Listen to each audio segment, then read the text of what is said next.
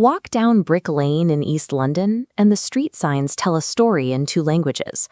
For decades, dishes like Chicken Tikka Masala and jalfrezi have functioned as the definitive national cuisine of the United Kingdom, deeply rooted in the daily lives of local communities. This chart shows the massive economic scale of that footprint.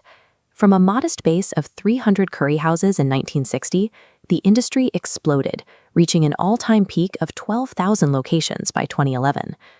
Alongside that commercial success, a wave of modern culinary critique began to undermine the industry's legitimacy. Purists increasingly claim that these traditional shops serve a generalized food that belongs to no actual region in India. Influential voices like Madhur Jaffrey publicly dismissed these eateries as second-class establishments. They argued the menus were geographically incoherent, lacking any true culinary authenticity. This critique assumes that the British curry house is trying and failing to replicate Indian traditions. In reality, this is a wholly original cuisine born of working-class survival.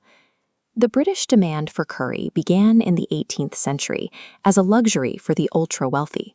Officials from the East India Company returned from the subcontinent with a taste for spice and the means to recreate it at home.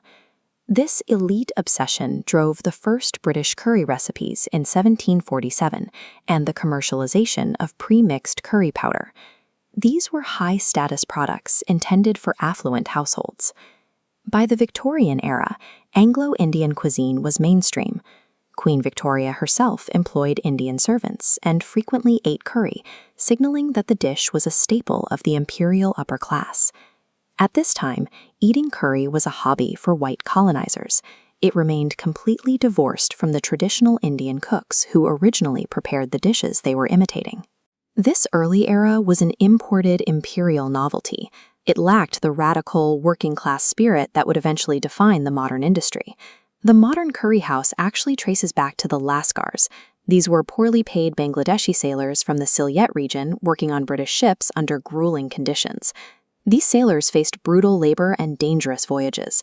Many eventually breached their contracts and jumped ship once they docked in London, seeking a life outside the maritime system. In the 1920s, pioneers like Ayub Ali Master opened cafes in the East End to support them.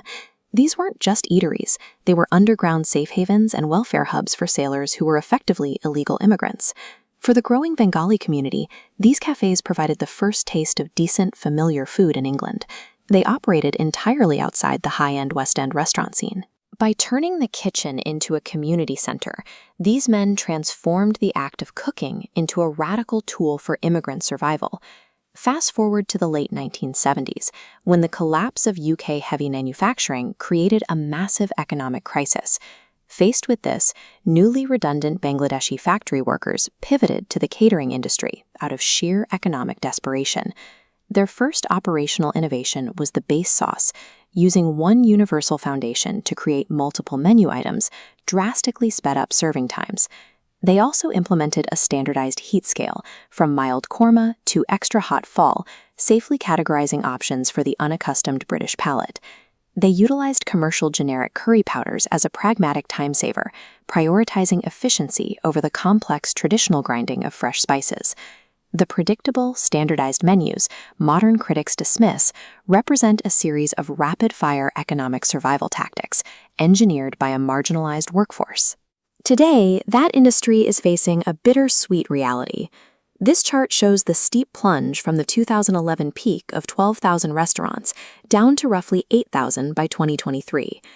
The decline stems from systemic issues, severe chef shortages, post-Brexit labor constraints, and a third generation that refuses to endure the grueling hours and racism their parents faced. This transition forces us to redefine authenticity.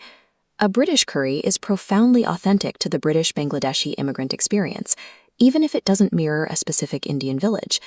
Every plate of classic British curry contains the legacy, grit, and unbreakable spirit of the working-class sailors who helped build modern London.